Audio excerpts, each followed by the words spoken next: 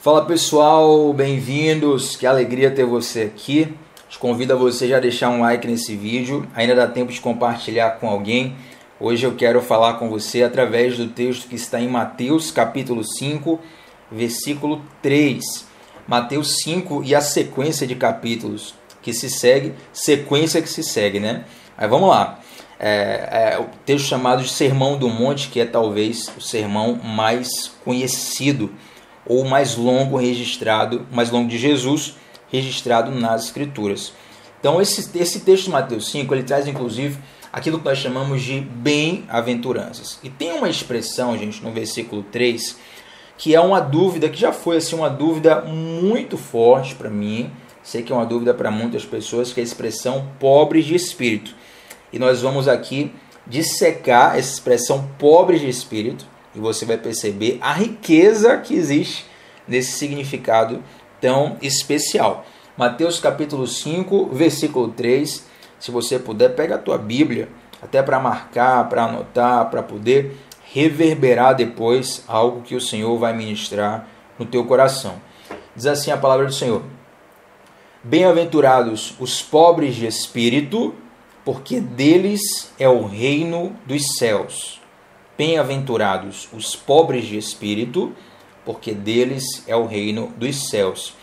Talvez você vai ter na sua tradução, bem-aventurados os humildes de espírito. Algumas versões trazem a expressão humildes, mas a grande maioria traz a expressão pobres de espírito. E muita atenção você perceber primeiro o asterisco desse texto. É que a palavra espírito ela está em letra minúscula. Então aqui não está falando do Espírito Santo, né? Não é pobre do Espírito Santo, não é isso. É pobre de espírito, é pobre do seu interior. Mas antes de nós sabermos de fato o que é que significa essa expressão, vamos trabalhar aqui o versículo todo. Por exemplo, algumas versões está escrito assim, ao invés de bem-aventurados, para trazer a expressão felizes, né? Ou abençoados. E praticamente, gente, são três coisas que todo mundo quer ser na vida. Você quer ser bem-aventurado, você quer ser abençoado, abençoada, você quer ser feliz. Todo mundo, ninguém recusa a bênção, ninguém recusa a felicidade na vida. Então é uma bem-aventurança, é uma bênção, é uma felicidade. O próprio Jesus está dizendo, feliz é o pobre de espírito. E esse tempo verbal, o fato de não estar dizendo felizes serão, né, mas felizes são, ou em algumas versões esse tempo verbal estar oculto, mas está ali presente, isso mostra que a felicidade ela é possível exatamente hoje. Tá? A felicidade ela é muito mais do que um sentimento. Você pode estar assistindo esse vídeo aqui, estou aqui transmitindo para você, e você pode ter passado ontem, ou essa semana, ou agora cedo, por uma notícia muito triste. Você pode ter perdido um ente querido, você pode ter perdido o seu emprego, você pode ter tomado um golpe, você pode ter o seu time de futebol pode ter perdido, se torce por Bahia, se torce por Vitória, provavelmente essa é a tua situação nesse momento. Você pode simplesmente ter acordado para baixo e não saber o motivo. Felicidade não tem a ver com isso, não é algo volátil. Felicidade é um estado de espírito muito mais perene. A partir do momento que você entende isso, inclusive, você vai poder passar por provações, passar por dilemas, passar por situações difíceis, mantendo a paz no coração.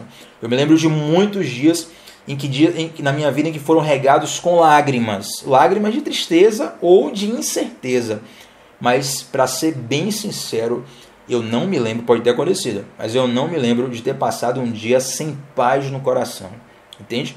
Então você está bem-humorado, mal-humorado, faz parte da vida.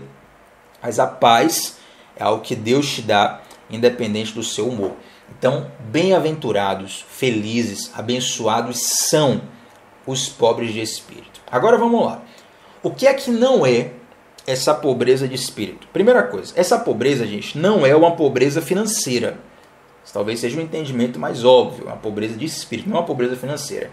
Mas eu faço questão de passar por isso porque existe um determinado autor, ficou muito famoso no cristianismo, chamado Francisco de Assis.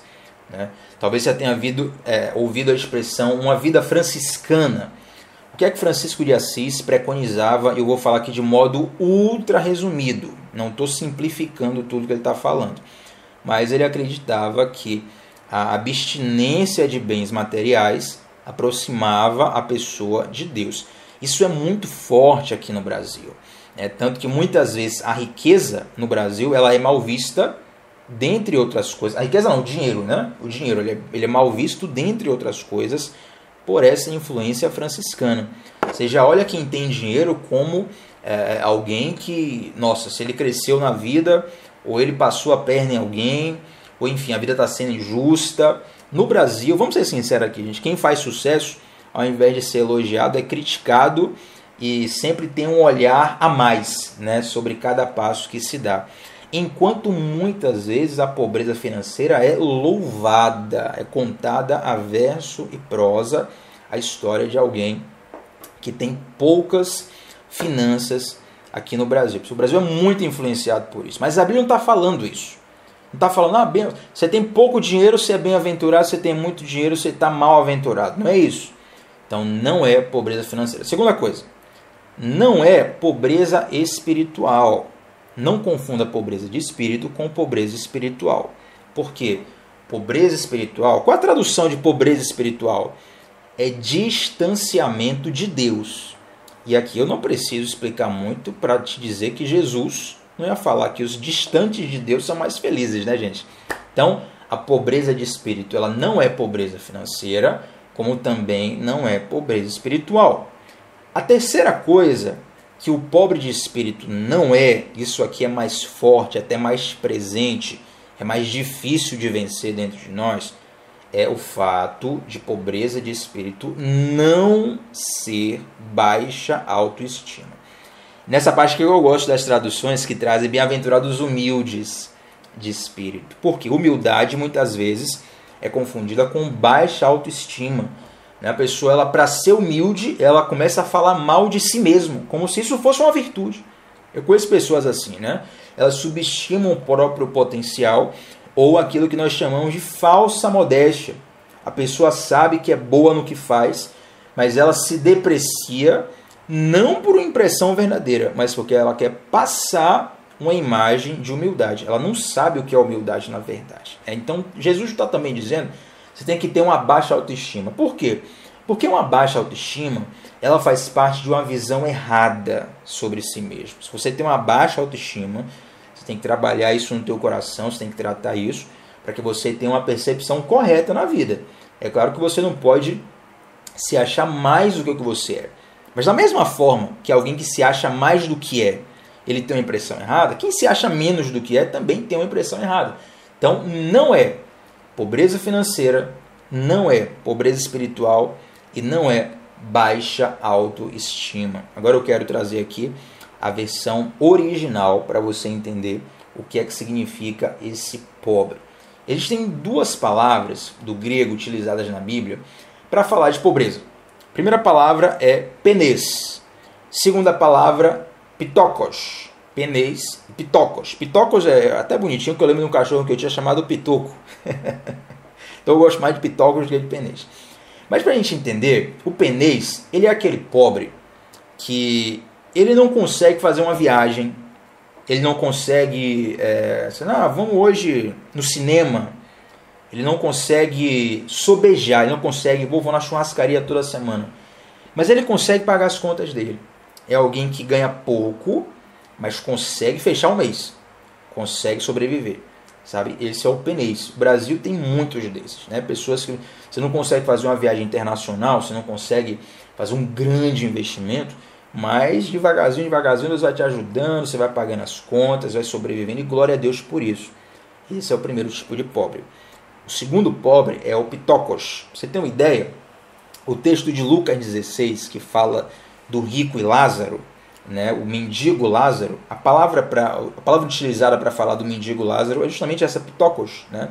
É o pobre que ele já está no estado de miséria, que ele precisa mendigar para poder sobreviver.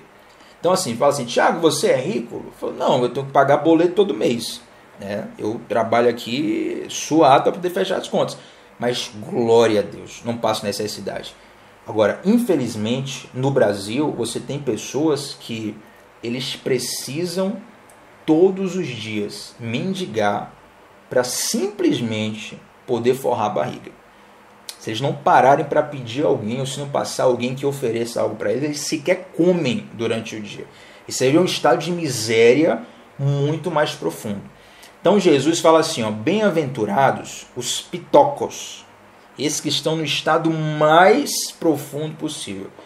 Esses, bem-aventurados esses, porque deles é o reino dos céus. Você pensa, meu Deus, que coisa terrível.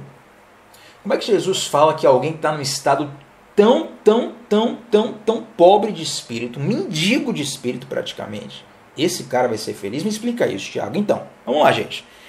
Pobreza é uma coisa relativa. Eu lembro quando Deus colocou no meu coração o sustento missionário, e eu passei por um tempo pesquisando algumas agências missionárias para... assim, eu vou sustentar uma agência, vou ofertar numa agência, num trabalho que eu acredito. E eu lembro que um dos fatores que me levaram a escolher uma agência missionária, inclusive, uma pessoa até essa semana me perguntou, né? Estou querendo fazer uma oferta missionária, você conhece um trabalho sério? E eu indiquei justamente esse trabalho. Quem quiser conhecer mais, me chama lá no direct do Instagram, que eu passo. E um dos motivos que me levou a escolher esse trabalho é que eles têm uma ação missionária lá no Haiti. Eles trabalham com haitianos, principalmente com crianças haitianas. Infelizmente, o Haiti é um país que a população é muito pobre. E o custo de vida é muito baixo. Então, vou te dar um exemplo. Você chega hoje, no Brasil de hoje, 2021, nessa crise que nós estamos, com R$50 no mercado, você não compra quase nada, gente. Você compra uma coisa assim que vai acabar logo. Lá no Haiti, com R$50, você consegue passar um mês. Percebe? Então, eu pensei, esse valor ele vai ser muito mais útil lá, porque o custo de vida lá é menor. O que é que eu quero dizer? Eu, ou qualquer trabalhador brasileiro médio, pega um trabalhador médio, ele não é nem rico, ele também não é miserável. Um trabalhador médio, ele vai para o Haiti, pela média da população lá, ele vai ser um cara rico, percebe?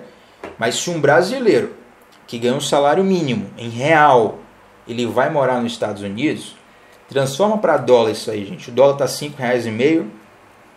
Vamos aproximar para 5, né? Porque eu não sou bom de conta, né, gente? Então pega R$1.000 aí, vai virar $200. Você não consegue viver. $200 nos Estados Unidos por mês, você não consegue se manter. Percebe? Então, se lá no Haiti você vai ser o patrão, lá nos Estados Unidos você vai passar muita necessidade.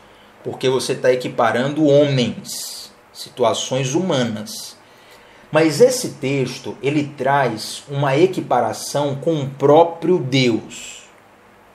Então, é de um lado o homem, um lado da balança o homem, do outro lado Deus. Eu te pergunto, tem como você simplesmente, tão somente, se comparar a riqueza que Deus tem, a riqueza que Deus é? Impossível.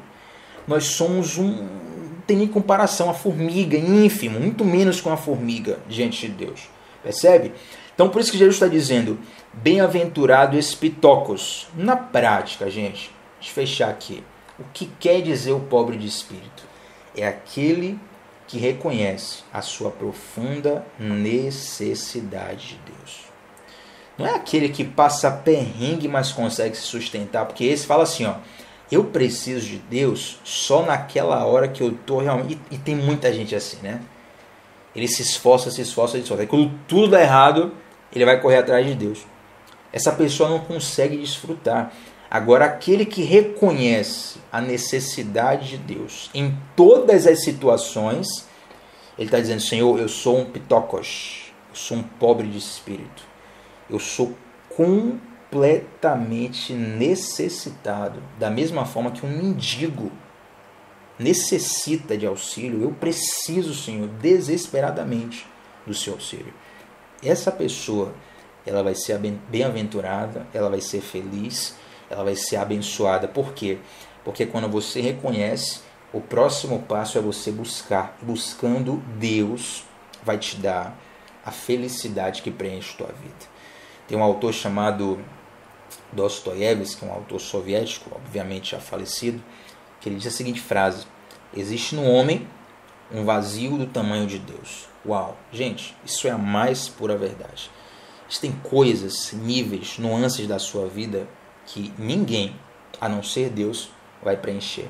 E bem-aventurado aquele que reconhece isso, aquele que reconhece a sua pobreza de espírito, aquele que se esvazia de si mesmo, para que diante desse vazio, não um vazio que vai fazê-lo perecer, mas um vazio que vai fazê-lo se encher da presença de Deus. Tem um ditado chinês, eu quero fechar aqui com você e fazer uma oração agora, que diz assim: para você provar do meu chá, você precisa primeiro esvaziar sua xícara. E basicamente é isso que Deus fala para nós todos os dias. É isso que Deus está falando para você agora mesmo. Para você provar do meu chá, você precisa esvaziar a sua xícara. Imagina que você está com sede, vai pedir água a Deus, e aí você vai com um copo cheio. Não faz sentido, porque você na prática não vai estar assumindo que está precisando de água. Entende? Então você, quando vai esvaziado, reconhecendo a sua carência, dizendo: Senhor, eu não tenho nada. Você é tudo que eu preciso, você é tudo que eu tenho. E esse reconhecimento, ele vai te levar a um lugar de bem-aventurança, a um lugar de bênção, a um lugar de felicidade. Tá bom? E aí, quem quer ser pobre de espírito agora através desse entendimento? Gente, que o Senhor te abençoe profundamente. Fecha teu olho comigo. Quero orar com você nesse momento. Pai de amor, nos ajuda, Pai, em nossa pequenez, em nossa pobreza de espírito. Nos ajuda, Senhor, em nossa realidade, para que nós possamos realmente, de fato, não da boca para fora, mas realmente perceber a nossa necessidade em Ti. Tudo o que nós precisamos está em Ti, Senhor. Não nos permita termos um espírito altivo, um espírito arrogante, uma autossuficiência que nos distancia de um lugar de dependência, de provisão. Pelo contrário, Senhor, nos ajuda a Te reconhecermos em todos os nossos caminhos. Em nome de Jesus. Amém. Glória a Deus, gente. Deixa um like nesse vídeo se isso te abençoou. Compartilha com alguém também um link. Tiago, conheço uma pessoa que se eu mandar o link, ela nunca vê os links que eu mando. Então você vai pegar essa mensagem, você mesmo vai passar essa mensagem para ela, porque isso é precioso por demais, tá bom? Shalom no teu coração. Não esquece de deixar um comentário de como essa palavra te abençoou. Até a próxima, gente. Tchau, tchau.